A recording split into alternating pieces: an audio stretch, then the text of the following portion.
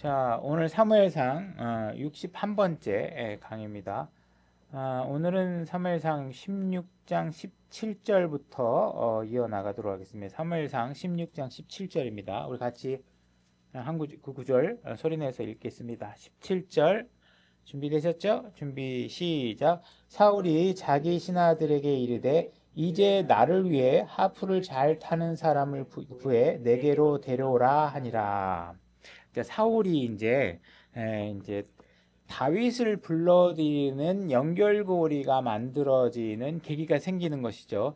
하나님께서 사울에게 악한 영이 일하도록 하나님께서 하셨고, 그 문제를 해결하기 위해서 다윗을 부르는 장면이 나오게 됩니다.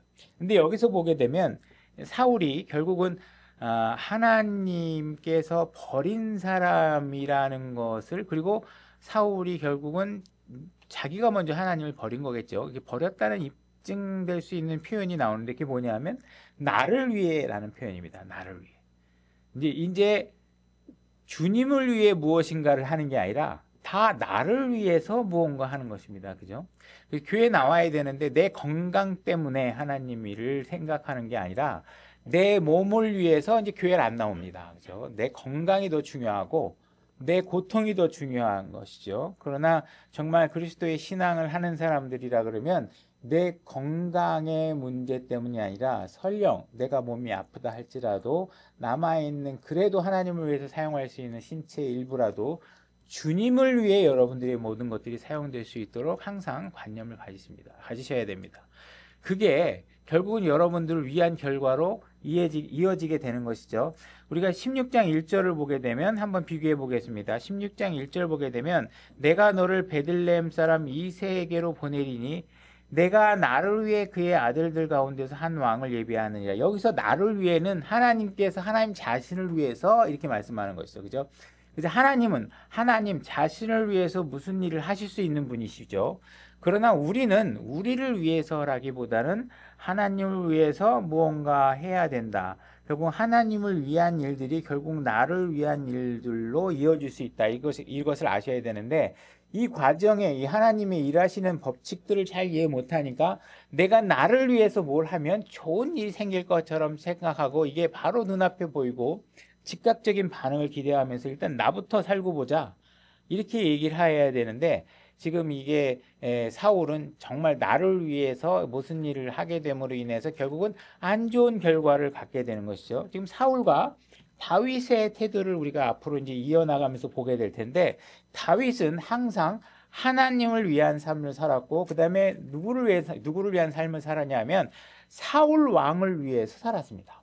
그죠? 이스라엘 민족을 위해서 살았고, 사울의 명령을 따라 적들과 나가서 싸웠고, 그죠?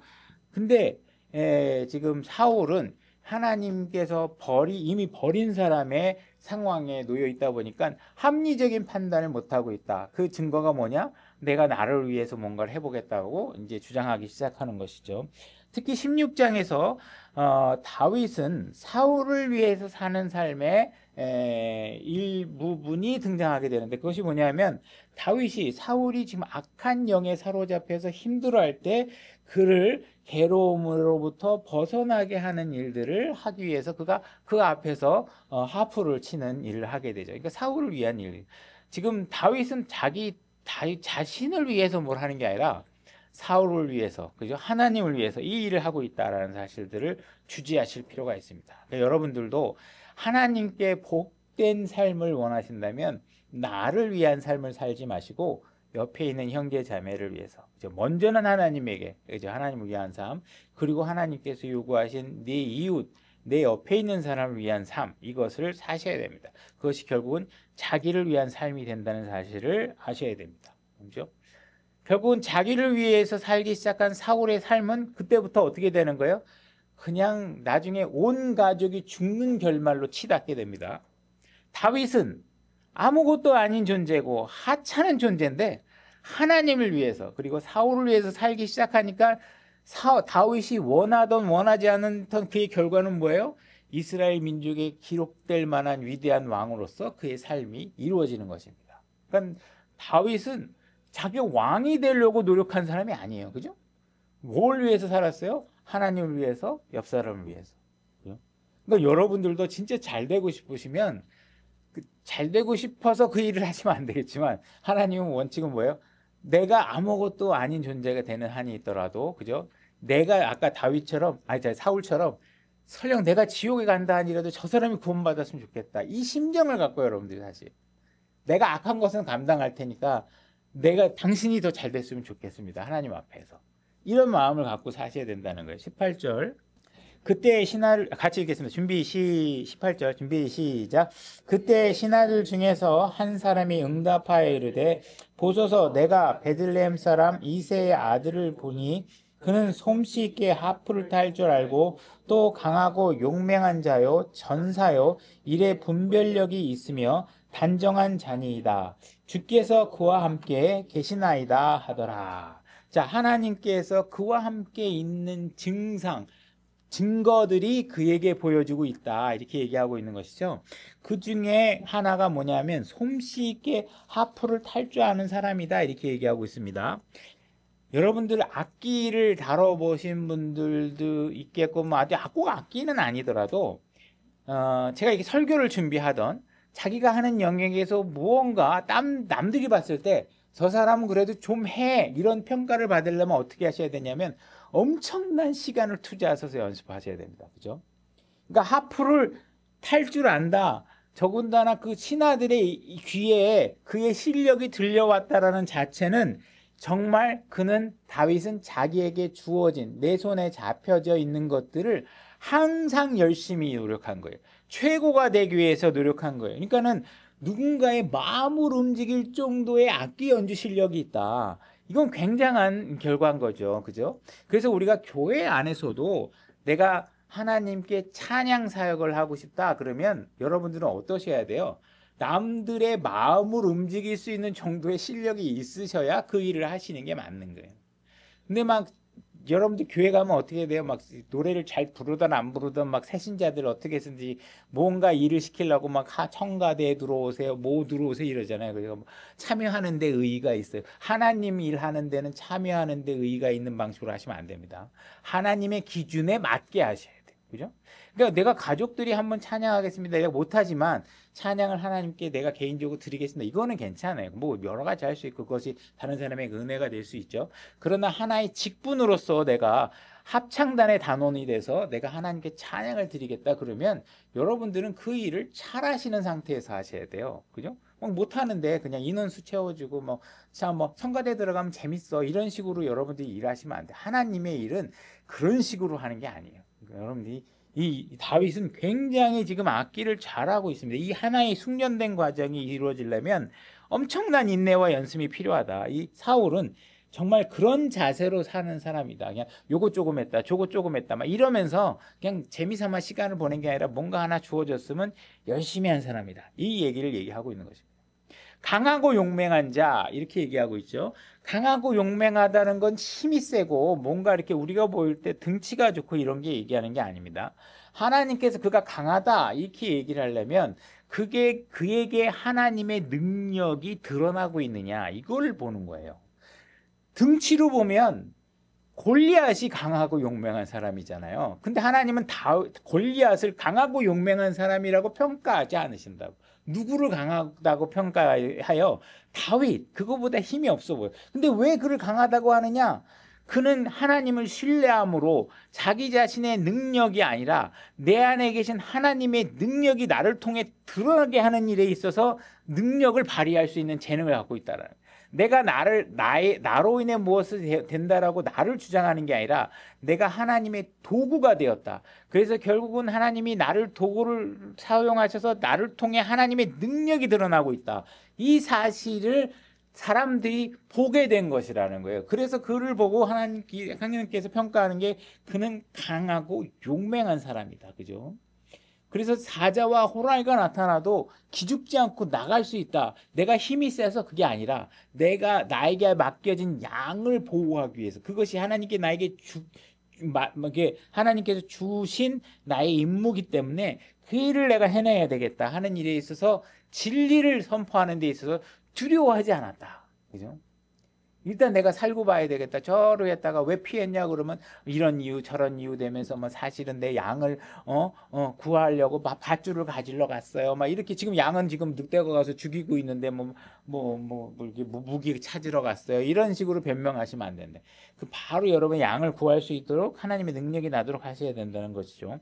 그다음에 전사요 이렇게 얘기하고 있죠. 그러니까 강하고 용맹하다는 건 한 사람의 내면적 기질을 얘기하고 있는 반면에 전사라는 건 어떤 뜻이냐? 실질적인 전술적인 능력이 있다라는 거예요. 싸움의 경험이 있다라는 거예요. 그러니까 다윗은 실제로 사자와 싸워본 경험이 있는 거죠. 그래서 그에겐 뭔가 등치가 크고 힘이 세고 이빨을 드러내고 달려오는 짐승을 향해서 이길 수 있는 경험을 축적해 놓았다는 것이에요. 그러니까 여러분들도 내적으로는 용맹하지만 싸움을 한 번도 해본 적이 없다. 아, 나 싸우는 거 싫어.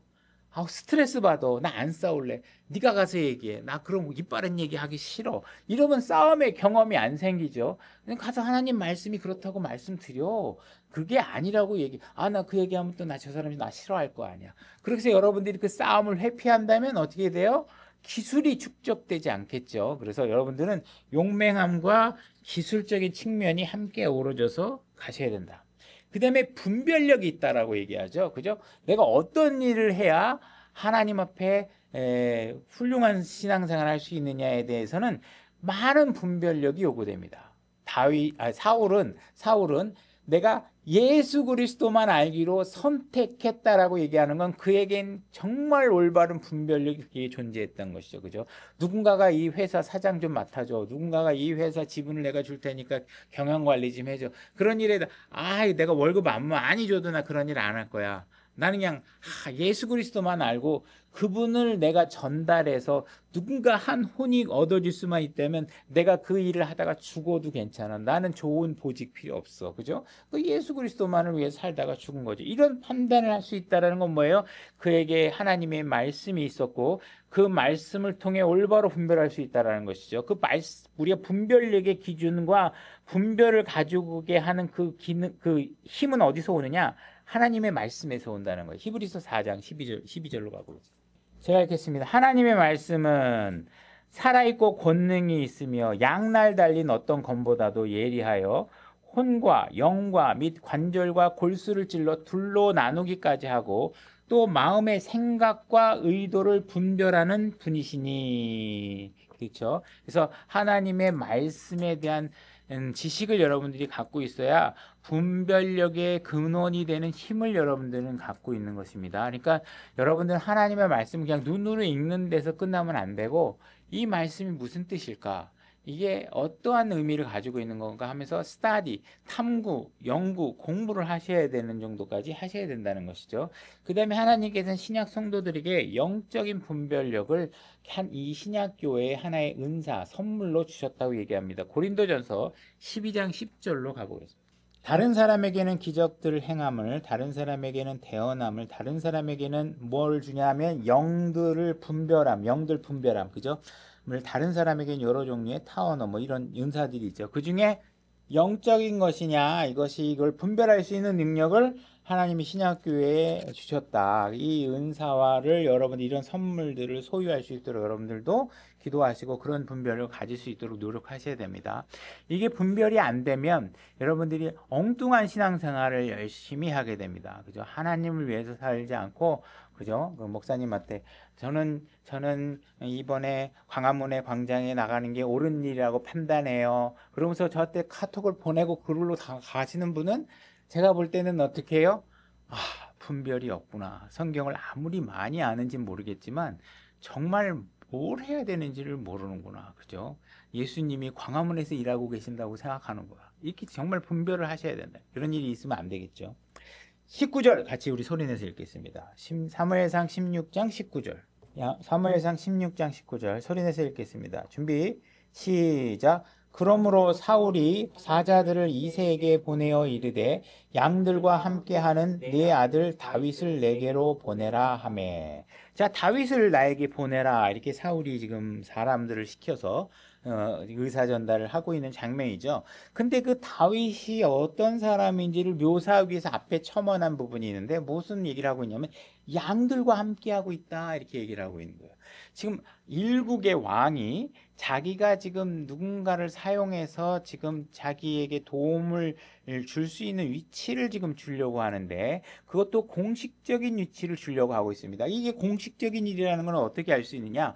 지금 신하들을 시켜서 그 메신저를 통해서 그에게 이 궁으로 들어오도록 하고 있다라는 건 사울이 왕궁 생활의 시작이 궁 안에서 공식화되고 있다라는 걸 보여주고 있는 것이죠. 그래서 그가 들어오는데 그가 어떤 사람이냐?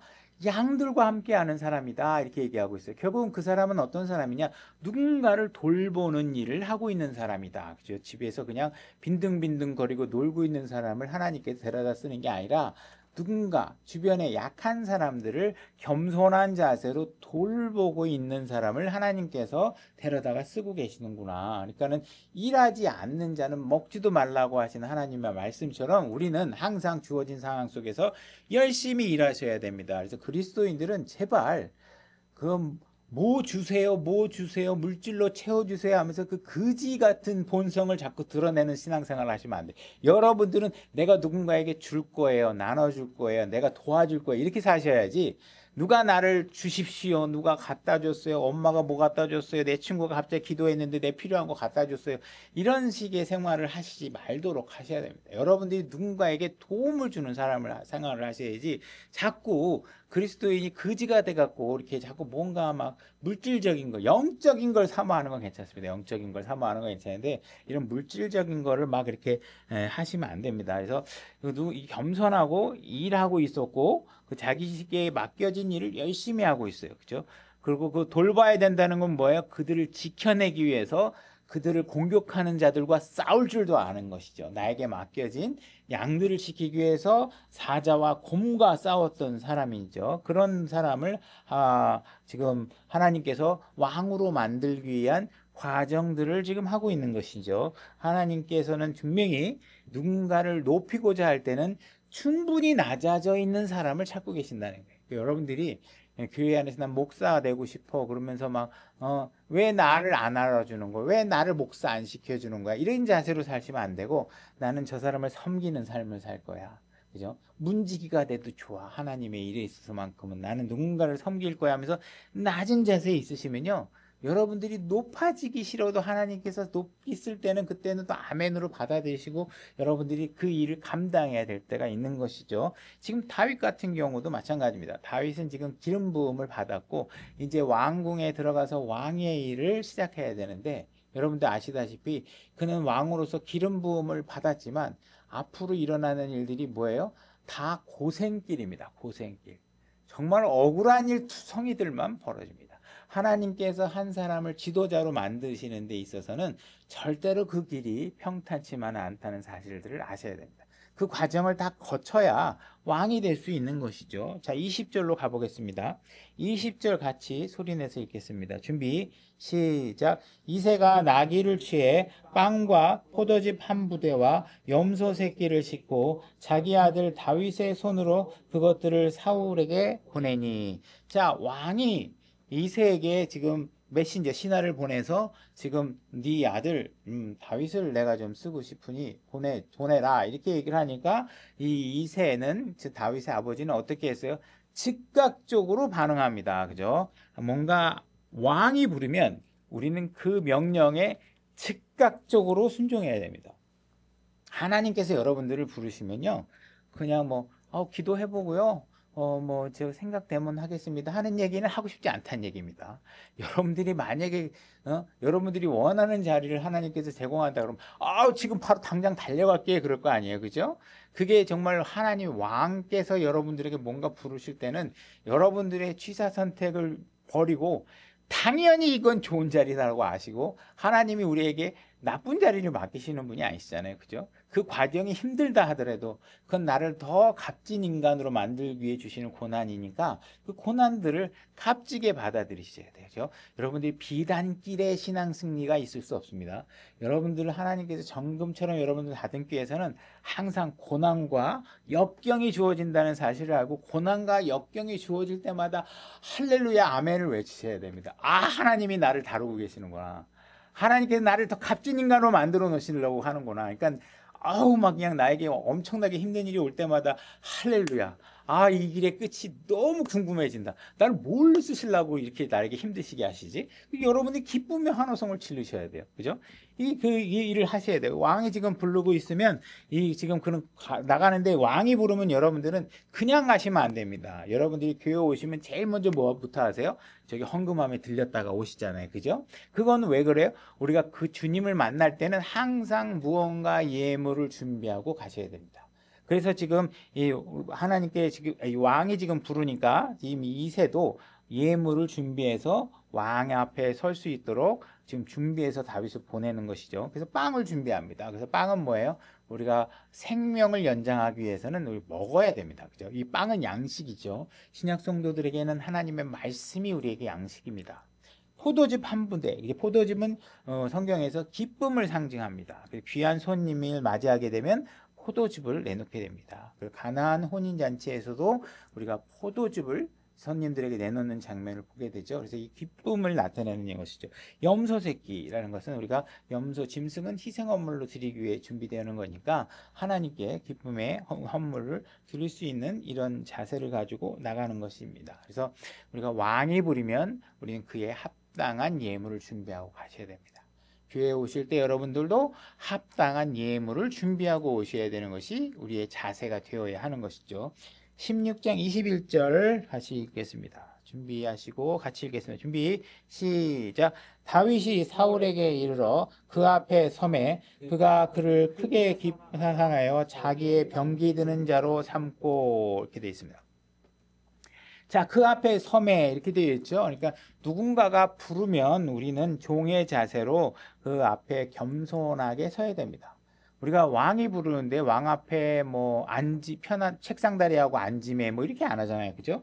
우리는 서서 그분에게 예의를 표해야 되는 것이죠. 그래서 겸손한 자세를 취하고 있고 그가 그를 크게 사랑하니라.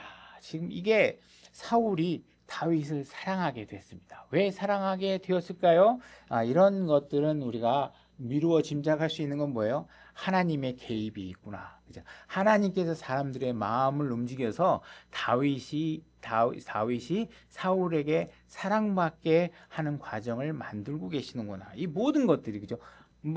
악한 영이 씌워져서 막 그걸 괴로워할 때 누군가가 신하가 다윗을 불러들일 수 있는 연결고리에 제안을 하게 되고 그것에 해당하는 사람이 다윗이 되고 그죠? 이렇게 해서 그가 들어왔는데 사울이 너무 그를 기뻐하게 되는 상황이 벌어지는 것이죠. 그 다음에 그걸 자기 병기 든 자로 삼다 이런 얘기를 하고 있잖아요. 그러니까 자기의 병기, 내 호신용 병기를 들었다는 건 뭐예요? 가장 측근에서 나의 목숨을 지켜줄 사람이겠죠. 그러니까 지금 하나님께서 지금 그냥 왕 옆에 껌딱지처럼 딱 붙여갖고 너는 앞으로 이제 왕이 될 거니까 그 옆에 잘 붙어가지고 왕이라는 게 어떤 일을 해야 되는지를 좀 잘 배워. 그래서 왕 가까이에서 하나님께서 그 일을 시키는 일을 하는 거죠. 지금 다윗은 자기가 왕이 되기 위해서 노력한 적이 있어요? 없어요? 아무것도 없어요. 다윗은 뭘 했어요? 자기에게 주어진 양들을 열심히 시킨 일 말고는 아무것도 없어요. 그러니까 하나님께서 어떻게 하고 계세요?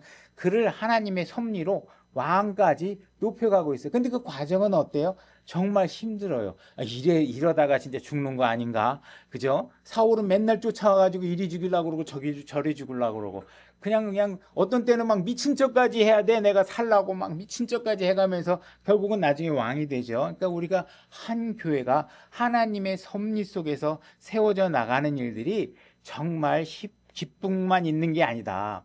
힘들고 때로는 이러다가 문 닫는 거 아니야 싶은 마음도 들을 때가 있고 이러다가 하다가 뒤돌아보면은 잘 돼 있을 수 있다라는 거예요. 하나님의 일이라는 게 그렇다.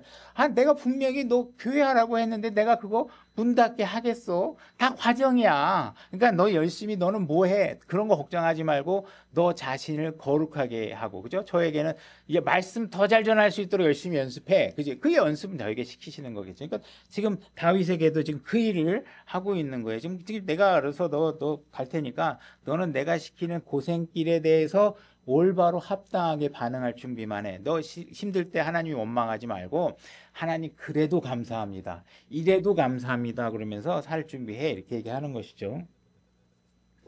그다음에 22절 읽을 차람이죠? 읽은 건가? 22절 읽을 차람이죠? 22절 같이 소리내서 읽겠습니다. 준비 시작. 이새에게 사람을 보내어 이르되 원하건대 다윗이 내 앞에 서게 하라. 그가 내 눈 앞에서 호의를 얻었느니라 하니라. 그죠? 지금 내 목숨을 맡기는 위치에 다윗을 놓아야 되죠. 내 병기를 맡은 사람이니까. 자, 이런 위치에 맡으면 내 가장 측근으로서 많은 권위와 통솔하는 능력과 이런 위치를 확보하게 될 텐데, 그런 사람이 되려면 어떤 사람이 돼야 되냐? 사람들에게 호의를 입어야 돼요. 그래서 하나님께서 지금 모든 섭리를 움직이셔서 지금 사울의 눈에 다윗이 정말 좋아 보이고 괜찮은 사람이라는 사실을 인지하게 만드는 것이죠. 그래서 하나님의 섭리로 사울의 호의를 입게 하고 있는 것입니다.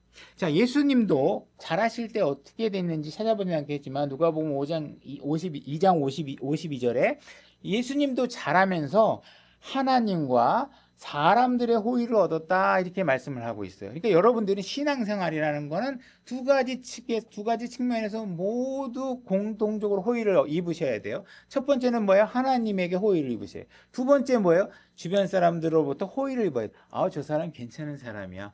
그 사람 추천할 만해. 이런 것들을 주변 사람들로부터 평가받는 생활을 하셔야 돼요.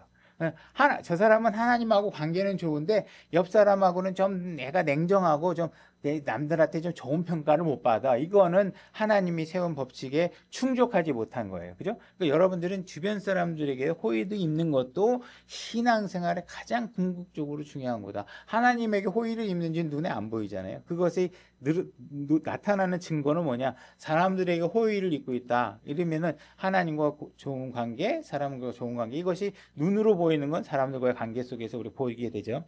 요셉도 보디발에게 은혜를 입었다 이렇게 표현되어 있습니다. 은혜를 입어서 청지기 자리를 얻게 됩니다. 이거 한 구절 찾아보죠. 창세기 39장 4절로 갔다 오겠습니다. 제가 읽겠습니다. 요셉이 그의 눈앞에서 은혜를 입어 그를 섬김에 그가 요셉을 자기 집을 감독하는 자로 삼고 자기가 소유한 모든 것을 요셉의 손에 맡기니라. 요셉은 예수 그리스도의 예표적인 인물이기도 합니다. 그래서 누군가에게 내가 이 집안의 모든 재산을 관리할 수 있는 위치에 가장 측근의 위치에 있으려면 어떻게 해야 되냐? 그 주인에게 호의를 입어야 되는, 은혜를 입어야, 저 사람 괜찮은 사람이야. 내가 그에게 모든 걸 맡겨도 괜찮겠어. 이렇게 하는 것이죠.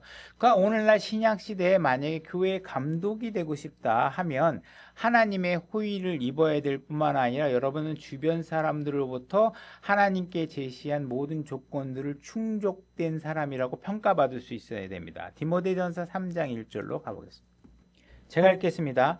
남자가 감독의 직무를 사모하면 선한 일을 사모한다는 이 말은 참된 말이도다 이렇게 얘기하고 있죠. 여러분들 감독이라는 것은 내가 하고자 하는 사람이 그 일을 하겠다고 하는 선호와 책임감이 함께 따라야 됩니다. 제가 비유를 들었을 때 이 사람은 음악 지휘자 역할을 잘할 수 있어. 아니면 이 사람은 바이올린을 너무 잘 사. 근데 그래서 이 사람에게는 은사가 있어. 악기를 잘 다루는 사람인데, 그러면 오늘 우리 교향악단에 바이올린 파트에 들어와서 정말 그 파트의 일원으로서 일해 주시겠습니까? 얘기했을 때는 은사와 그 이후에 그 은사를 통해서 나는 여기에 서울시립교향악단의 바이올린 파트를 맡겠습니다고 하는 거는 다른 문제입니다. 그죠? 그 은사가 있지만 그 일에 내가 일주일에 아침 9시부터 오후 3시까지 연습에 맨날 참석하겠습니다 하는 거는 계약 관계라는 거잖아요. 그죠?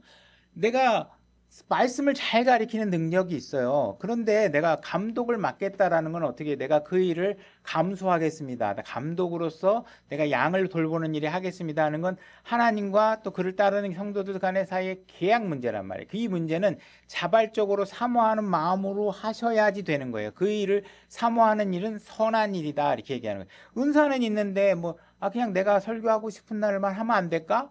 그런 건 일이 아닙니다. 그건 직무가 아니에요. 그죠? 일이라는 건 책임을 져야 되는 거예요. 그죠? 하고 싶을 때 하고 하기 싫을 때 안 하는 건 일이 아니에요. 그죠? 뭐든지 일이라는 건 무조건 책임을 져야 돼. 그 책임지는 일에 사모하는 마음으로 내가 이 일을 맡게 되면 이 일은 선한 일인 거예요. 여러분들의 마인드, 의지가 있어야 되는 거예요. 감독이라는 건.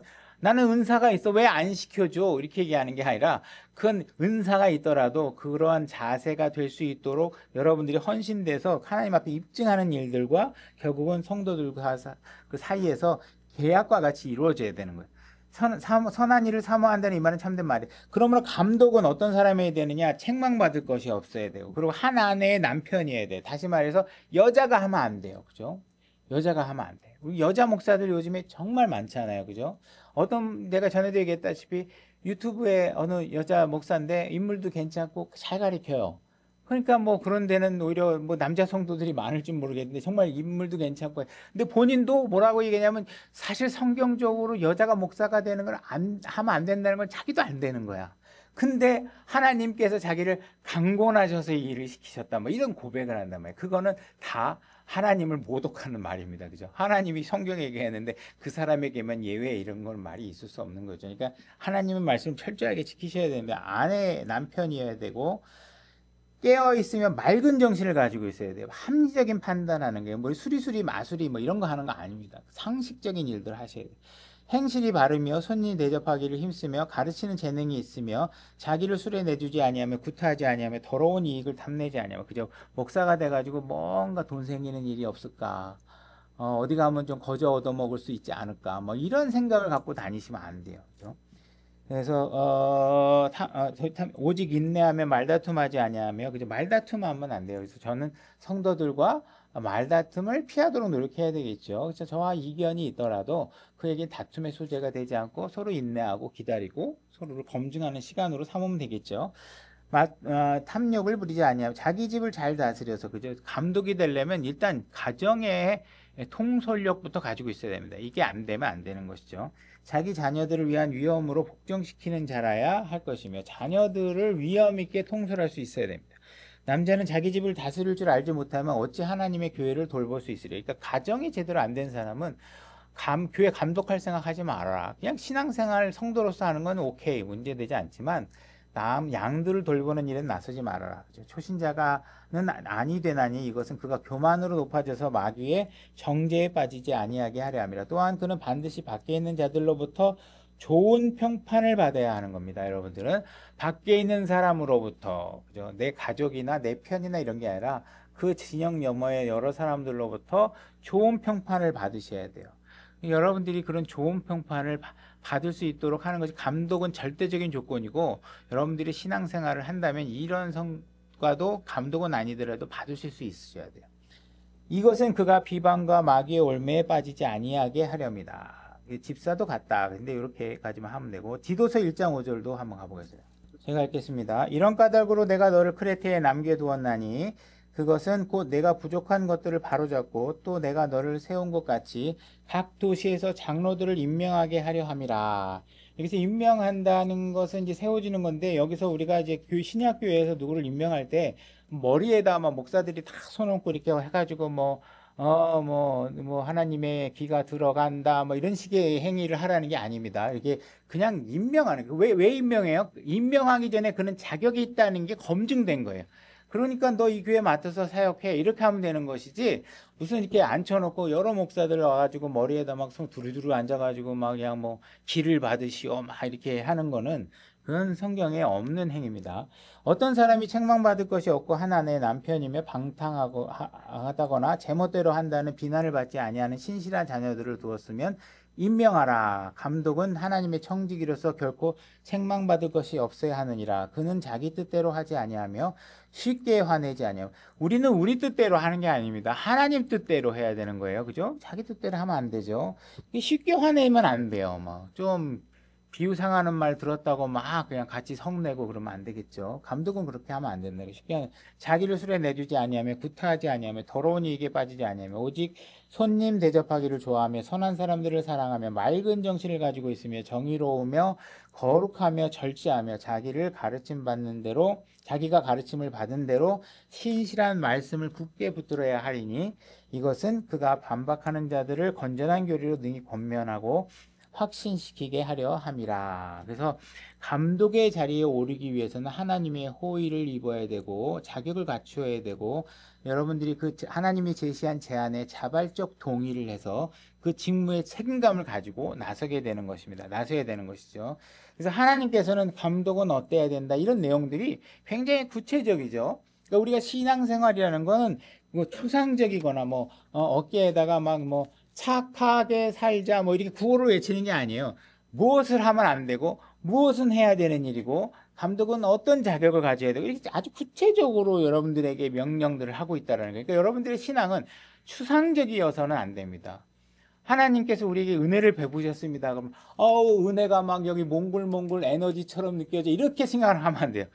예수님께서 십자가에 죽으시고 무엇이 나에게 과거에나 가질 수 없던 어떤 삶을 나에게 가질 수 있고 옛날에 이런 문제가 생기면 할 수 없었는데 그분의 부활의 능력으로 내가 지금 무엇을 할 수 있고 이런 구체적인 상황이 여러분 머릿속에 드러나시고 그러한 구체적인 것들이 여러분들의 삶을 변화시켜 내셔야지 은혜스러워. 막 이건 느낌이야. 막 은혜가 막 몽글몽글 느껴져. 이런 추상적인 신앙생활을 하시면 안 된다는 거예요. 하나님은 굉장히 구체적으로 무슨 일들인가 다 하신다. 그래서 여러분들이 하나님의 그 호의와 은혜들을 구체적으로 이해하시고 어떤 호의를 베푸셨나, 하나님께서 어떤 은혜를 나에게 해주셨나 이런 것들을 성경 공부를 통해서 여러분들이 잘 배우고 익히셔야 된다는 것을 아셔야 됩니다. 그래서 사울에게 이제 이런 호의를 입고 왕의 측근 자리에 서게 되지만 결국은 그 위치에서 다윗은 전에 없던 새로운 고난이 일어나게 되죠. 그래서 이런 문제들을 어떻게 해결하는지가 결국은 다윗의 믿음의 시험의 결과지로 나타나겠죠. 그죠? 그래서 하나님은 수많은 압박과 1단계 압박, 2단계 압박, 3단계 압박을 통해서 다윗의 믿음이 어떤 결과를 토해내는지를 계속 압박하고 그것이 감당할 수 있는 만큼 하시면서 그를 훈련시키시게 됩니다. 23절 같이 소리 내드리겠습니다. 자, 준비하시고 있겠습니다. 준비 시작. 하나님으로부터 온 그 악한 영이 사울에게 임할 때에 다윗이 하프를 취하여 손을 타니 이에 사울이 상쾌하게 되고 나았으며 그 악한 영이 그에게서 떠나느니라. 자, 다윗이 연주를 하니까 그 악기가 무슨 대단한 능력이 있어서 그런 게 아니라 사실은 다윗은 하나님께 기름을 받은 그 순간부터 그는 어떤 존재냐면 하나님께 거룩히 구별된 존재가 된 것입니다. 그죠? 그래서 다윗은 하나님의 사람으로서 드려진 사람이기 때문에 이제 그가 하는 일들이 하나님의 대표성을 갖고 하나님께서 함께 하시는 일들이 벌어집니다. 시간 관계상 찾지 않고 제가 읽겠습니다. 출애굽기에 보게 되면 하나님께서는 성전 안에 쓰는 모든 집기들을 40장 9절인데 하나님께서 그 기름을 바릅니다. 기름을 발랐다는 건 뭐냐면 거룩하게 구별되었다라는 인식의 영역이 생길 수 있도록 구별해내는 것이죠. 그러니까 지금 다윗은 하나님의 기름을 받았고 그 기름 받은 것으로 인해서 이제 하나님의 섭리 속에서 그가 다듬어지고 앞으로도 이제 2번 더 기름을 받게 되는 과정들이 벌어지게 되는데 그 과정마다 하나님이 섭리로 그를 왕까지 이끌어갑니다. 그가 갈 때 하나님의 영역과 다윗이 반응해야 될 영역이 정말 조화롭게 잘 이루어져야 왕까지 가는 거겠죠. 여러분들이 선택해서 왕을 만들려고 하는데 여러분들이 계속 하나님은 별로 관심도 없고, 아우 집에 지금 지붕이 새서 거기 가야 돼요. 아우 지금 우리 아들 지금 뭐가 있어서 거기 먼저 가봐야 돼요. 이렇게 얘기를 하면 하나님은 여러분들을 왕으로 끌고 싶은데 하나도 못 끌어냅니다. 그죠? 하나님의 말씀이 그 무엇보다도 최고 우위가 돼야 되는데 세상 일들이 더 걱정이야. 그러면 그는 왕이 안 돼요. 다윗은 지금 죽음의 경지까지 가면서 하나님을 섬기는 일을 합니다. 그래서 결국은 17장은 다음에 해야 될 것 같은데, 그래서 이제 다윗의 시작과 사울의 끝이 지금 오버래핑 되는 겁니다. 주변의 신하들이 딱 보니까 사울은 악한 영에 휩싸여 갖고 지금 뭐 해롱해롱하고 분별력이 없는 상황이죠. 새로운 다윗이 왔는데 애가 초롱초롱하고 그가 연주만 하면 악한 영이 사라지고 그가 판단하는 모든 것들이 총명해 보고 보이니까 주변에 많은 사람들이 사울은 이제 끝났나 봐. 다윗은 새로 시작되는 인물인 것 같아. 그죠? 그래서 뭔가 다윗을 통해서 하나님이 특별하게 일하시는 걸 보여주면 이제 모든 국민들, 그 백성들 가운데 다윗이 세워져 가는 것이 백성들의 인식 속에 다윗이 자리 잡게 되는 것입니다. 나중에 보면 다윗을 찬양하죠. 이런 모든 것들이 하나님께 인정받는 일과 하나님께서 자신이 쓰고자 하는 백성과 사람이 다른 백성들에게 인정받게 하는 과정들을 병행해 가서 지금 하고 있다라는 것이에요. 그래서 사무엘이 엘리 밑에서 자랐고, 그죠? 다윗은 사울 밑에서 지금 성장하고 있는 것입니다. 그래서 사무엘은 엘리 같은 악한 제사장 밑에서 지금 훈련받았었고, 다윗은 사울과 같은 못된 왕 밑에서 훈련받고 있는 것이죠.